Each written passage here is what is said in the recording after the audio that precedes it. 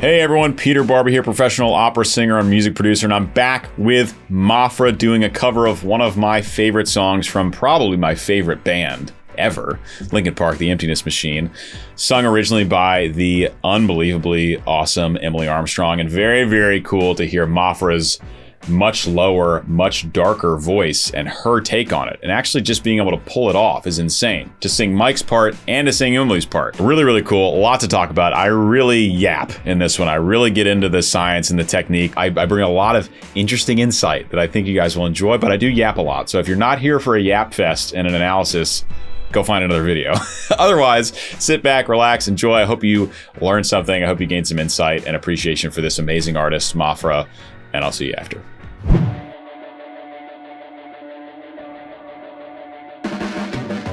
Your blades are sharpened with precision. Woo!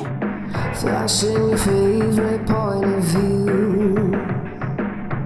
I know you're waiting in the distance, just like you always do. Just like you always do. Dude. Okay, so I love this song. I love Linkin Park. I've been a big fan of them since Hybrid Theory. Yes, dating myself since the new millennia. Been a big fan. Absolutely love Chester. There's no replacing Chester, but I also absolutely love Emily, and I think she's an amazing, amazing vocalist and so great for the group. And I love this song with Emily on the original. And I can tell you, actually, I know I wasn't familiar with the originals for the last two songs I did for Maphra, but I'm very familiar with this one. And I can tell you, this is, it's got in the title, vocal cover. So we have the original instrumental in the background with Maphra doing a vocal cover, singing Mike's part in the original octave, getting down to D3, right? D3, which is very, very low for a female vocalist to even be able to like phonate down there. And she actually still has weight in her voice all the way down on that D. It's just very rare. It's a very rare voice type we have from Maphra. I knew her voice was low. I know her voice has a darker color to it than you typically get from a female vocalist, but this is a uniquely low voice. We hear all the way down on these low Ds. And it's like me singing that low, which is like low bass range, right? I'm a low bass singer, and it's roughly an octave difference when we're talking about the low end of the chest range for a female vocalist for a male vocalist. A very low female vocalist will sound like that, singing all the way down to a low D. A low male vocalist can sing comfortably down to the D below that, right? So all to say, this is unique. You guys know she has a unique voice. I'm merely pointing out what about this particular vocal range makes her especially unique. Flashing your favorite point of view. I know you're waiting in the distance, just like you always do. Just like you always do. Already pulling me in, already under my skin. I know exactly how this ends. It's so good. I just love this original song.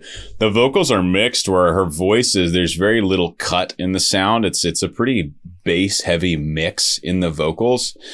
So it's even beefier than it might sound if the vocals had a brighter mix to it, meaning basically, in simplest terms, that more of the frequencies in the upper part of the frequency spectrum were highlighted and the lower ones were decreased.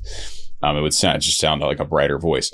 But all to say, it's still a dark voice. It's still a very low sound, but it's also mixed in that direction. It's really, they're leaning into what Maphra has, her gifts naturally. Obviously, what we've seen so far is so radically different from what we know is coming next, and it is very much in line with the original. Mike typically doesn't sing with any kind of big distortion. He's usually clean vocals with a lot of rap, obviously. And then when Emily comes in or when Chester would come in, that's when we could potentially get a ton of distortion in the sound. Not always, but potentially. Which is cool because it gives Maphra, if she's going to do both sets of vocals, the opportunity to have a ton of contrast between this very, intimate, much quieter, less intense, clean singing that she's doing in Mike's part through this first chorus, and then Emily's part will come in next verse, and then the next chorus is when we would expect to get the big, heavily distorted hard rock metal vocals. Another thing, I love that she puts vibrato on it. Already pulling me in, just on these last notes, but she just allows this lovely, very sine wave like consistent vibrato to come in. It's just another side of good vocal technique, having very consistent, even vibrato that's not forced or manufactured is such a great sign of good vocal technique and mastery of your voice, to be able to turn it on and off. Very, very good. So it's a giveaway I'm not sure most people would hear or care about, but it is a giveaway for good technique.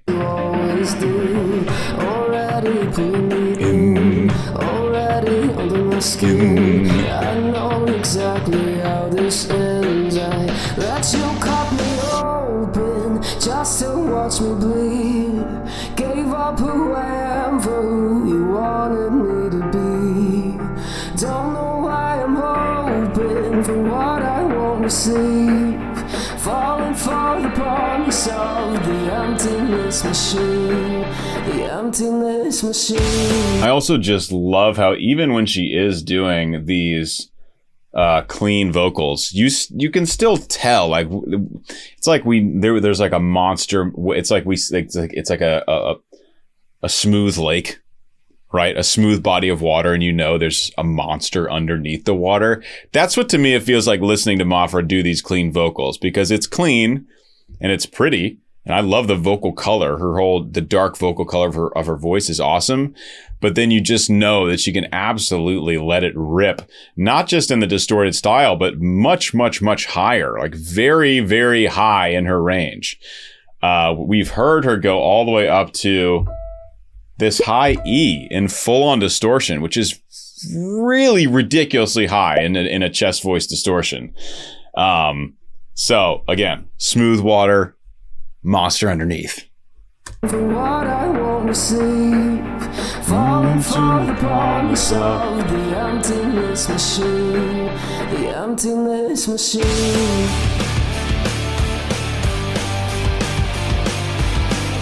She's just chilling. Octave up.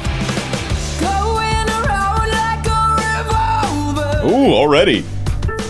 It's been decided how we lose. 'Cause there's a fire under the altar. I keep on lying to. I keep on lying to. This is amazing, and this is also the instrumental is actually it's I believe it's a good amount quieter than we have in the original song, so it really is a even heavier focus on the vocals. And I know it's a vocal cover, but usually in vocal covers, the balance of vocals to instrumentals is still relatively close. And but this one, it's really vocally focused, and there's not a ton of reverb and delay around her voice, so it's not raw, but it's more raw than you would expect. And it's amazing because we've heard her go from the low D, basically a tenor low D, all the way up to tenor high A so far. So we've got an octave and a perfect fifth covered, and there's a good amount higher to go in this song, which is pretty exciting. And we'll go back to the start of this second verse here.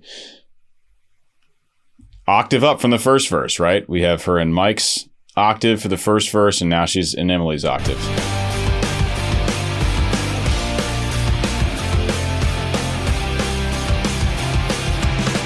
Going around like a revolver. Sick. It's been decided how we lose. 'Cause there's a fire under the altar. I keep on lying to. I keep on lying to. So she's not doing much yet. I love it. She's just picking a few notes to put that distortion on, and the rest of it's clean, right? So it's it's just a little taster, just a tiny taster for where vocally the song is headed. And just shows such, again, I'll say this every time I watch a video of Maphra, it shows mastery over the voice to be able to turn it off that easily, or that consistently rather, on one note, and still enough to where you hear the pitch, right? Not full distortion. You still hear the pitch. And then it goes away for the next note, turn it on, turn it off. It's all dials you're operating, right? How much distortion or not you want on a pitch. And it's like watching a masterclass. She's just absolutely locked in. I keep on lying too. I keep on lying too. Already pulling me in. Already under my skin. Oh. And I know exactly how this ends. No, yeah, I can't. I gotta pause because I gotta let it go next time. So we just talk about this section, then I'm gonna let it go because I gotta let it go. So this is up to high B flat, right? And she's intentionally putting each time she hits that B flat, we've got that distortion. She comes out of it and then leans into it again and then leans out of it. And again, it's just, especially because it's that high note, it really feels like it's leading to the chorus. And then in the chorus, it's about to be game on.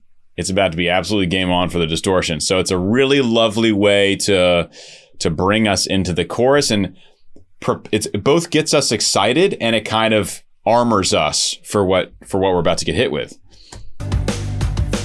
I keep on lying too. I keep on lying too. Already pulling me in. Already under my skin. And I know exactly how this ends. I let you cut me off just to watch me bleed. Gave up who I am for who you wanted me to be. Don't know why I'm hoping for what I won't receive. For the promise of the emptiness machine. Wow, full distortion. And these are all high Ds. These are all very high. So we have a full 2-octave spread, which there's so much like range bullshit bragging and talking all over the internet. And what you really want as a singer, and this is coming from my background as a professional opera singer, like the gold standard for technique and perfectionism and all the good and bad things that come with the classical world. Perfectionism and technique is one thing that is non-negotiable, has to be absolutely premium. And you want to be absolutely perfect for 2 octaves. And that gets you through basically everything. Of course, beyond that, you can flex your range and you can sing much, much, much higher or lower, especially if we start talking about other registration. But you want 2 really, really solid octaves in chest voice, in your chest register. And I'm speaking to the male vocalist now. For women, it's a little different, talking about how, especially in the classical world, how head voice interacts, because a lot of the singing is done in head voice for women, especially in the opera world. And the higher the voice part, the more you want to stay in that head voice and train it.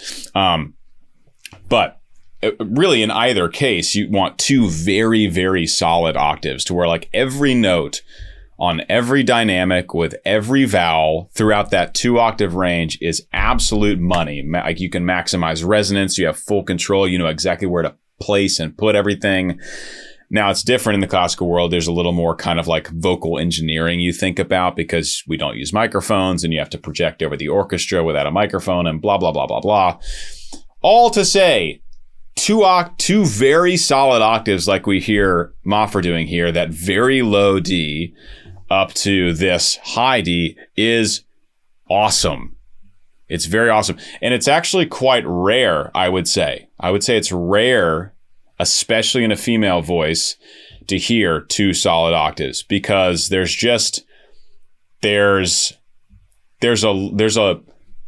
the bottom is like I said earlier, the bottom is raised about an octave, really, compared to a male singer, right? Her low D versus my low D.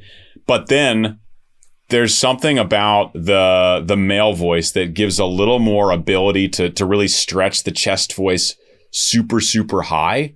So like me as a bass, for example, I mean, if I really, really stretch it, I mean, I can sing all the way up to these A, B flat, B, which gives my chest range like 3 octaves. Not 3 perfect usable octaves. I'm still locked in on the 2 octave thing, but I'm talking about like if I really stretch it. For women, it's different because the bottom is so much higher and the top can't be stretched by, it can, but it's extremely rare to where you have, I would say never do you have the case where a female vocalist can stretch their chest voice a full octave higher than like a high tenor male vocalist.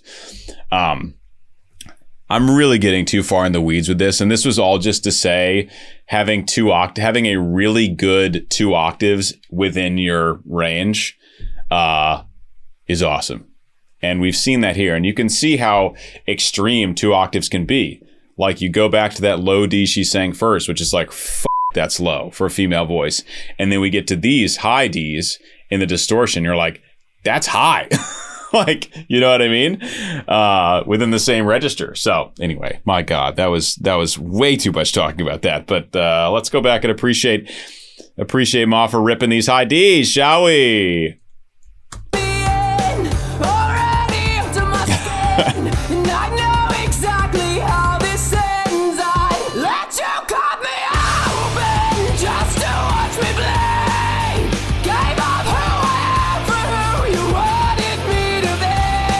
And the reality is you can tell this is high for her, right? Even though we've heard her stretch up to the E above this is high. She's a much lower voice type than Emily Armstrong. And so you can tell this requires effort and a ton of technique and skill for Maphra to be able to stay. And it's not like she's popping up there. Da, da, da, da, da, da. It's just like D, D, D, right? It's just hammering away at these super high notes in full distortion. Very, very, very impressive for a particularly low female voice type like Maphra.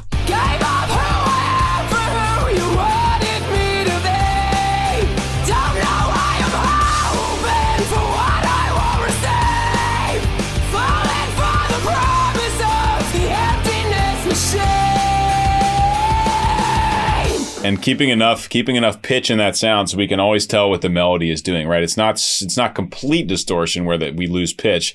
Ba, ba, ba, ba, ba, ba. We still get all that from her, but it's high. I mean, it's high. This is high in her voice. The other thing I was going to say is just vowels. Like, it's just all open, right? You have to keep it open when you're way up in chest voice like that, doing these belts distorted or clean. You got to keep the mouth open for those notes to really get out. So no matter what the diction is, her mouth's going to be open because it needs to be functionally. We'll see it again in the second chorus. You wanted to be part of something. I only wanted to be part of. So, yeah, the vocals are EQ'd oddly bassy, at least in this section in the first verse. Like, this is very bass heavy vocals. Like, we get it. She's got a low voice. I don't think she needs that extra boost in the low end to suggest that. It already sounds wicked and warm and awesome. Part of some, again, down to that low D for her again. And if this is, I don't know how she produces these videos. I don't know if we're truly watching the take she used or if she pre-recorded it. I don't know what editing goes into it. Doesn't really matter for the point I'm about to make. But to sing this very low part after singing the very high part, if she's doing this in one take, that's very, very difficult because when you sing really, really high, it really pulls the center of gravity for your voice up, and you actually lose notes on the bottom. You lose bass range. It's the one thing that a voice type like mine has to be really careful of when performing like a full opera. If you have, let's say, a lot of low notes towards the end of a show, is you have to keep that weight anchored down. You can't be just hollering. You got to be locked in from the ground up, because if you lose your low notes, you can't get them back. And it's not like high notes where you can kind of like what we call hook, push, and pray in the opera world, where like You might not sing with great technique, but like you can kind of force them out if you need to. If your low notes are gone, they're just gone. Unless you want to try like vocal fry them, which would just sound like complete shit and no one would hear it, right? If your low notes are gone, they're gone. And you can't like game the system and get them back in the middle of a performance. Again, all to say, boy, this is a video for rabbit holes, isn't it? If she's singing, especially in a distorted, intense way up there, it's very hard to re-access the very bottom of her range 2 octaves lower, which she did. So if this is one take or if this is a live take through, fucking amazing. And even if it's not, it's still impressive, but that would make it more amazing. Beep, boop, bop. What was the other thing I was going to say? Because I can't shut up. Shut up. Stupid. Maybe I'll remember as we go forward. Let's see.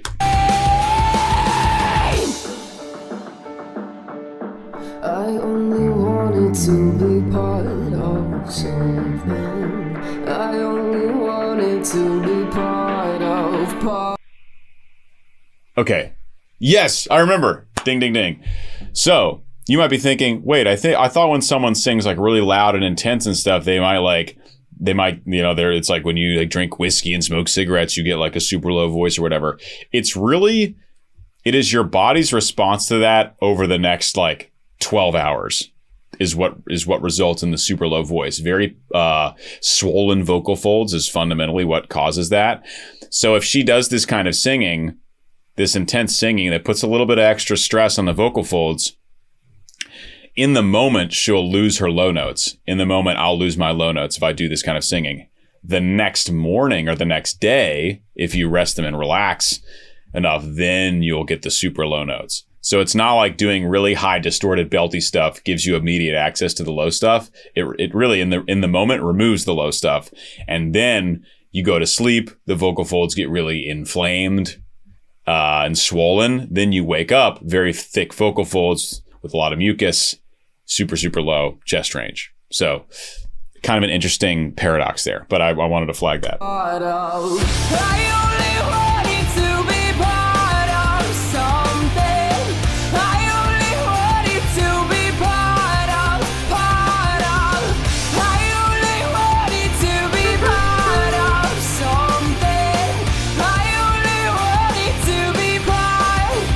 Sick. Look at this prep. About to rip face.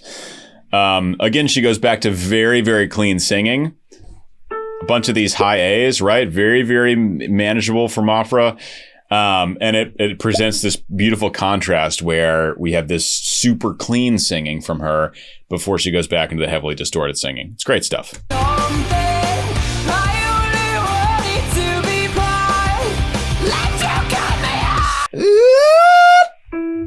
That's up to now. This is the first time I think I've heard her do a sort of mix position up there, distorted chest mix, because that high F, that F5 is the highest note I've heard her sing. Period. I think, but she touches it, and I think Emily does the same thing in the original. And then she comes back down, but all the way up to that high F.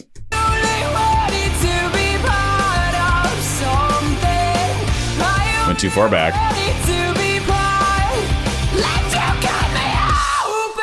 So you can she only touches it for a second, but it's got a little less weight to it, a little less of that, like, we really feel her stretching those thyroaretinoids out. That's the muscle part of your vocal folds, which is what you use primarily in chest voice.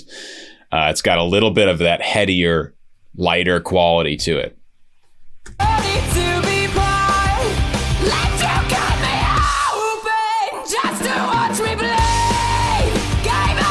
Say bled. She's not saying bleed. You're not going to say bleed in that part of your range. You're going to say bled.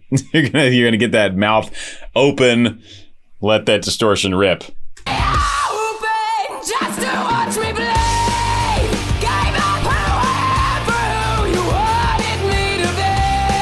Yeah, bay ho, all as open as you can let it happen without completely sacrificing the language, right?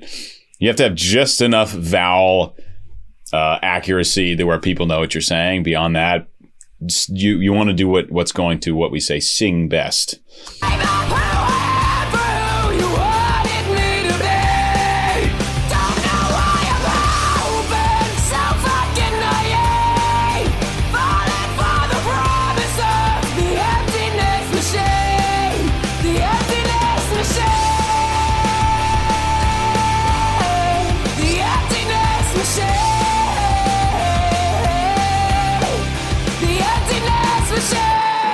I like that. We get this is added riffs from the original. I don't recall Emily doing these in the sort of outro of the song here.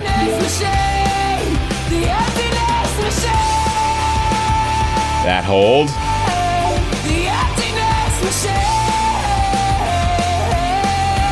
But she's not going shade. She's going shade.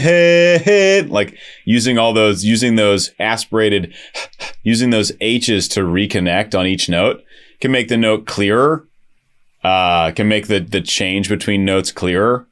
It's just a vocal choice, really. Obviously, she could do it either way.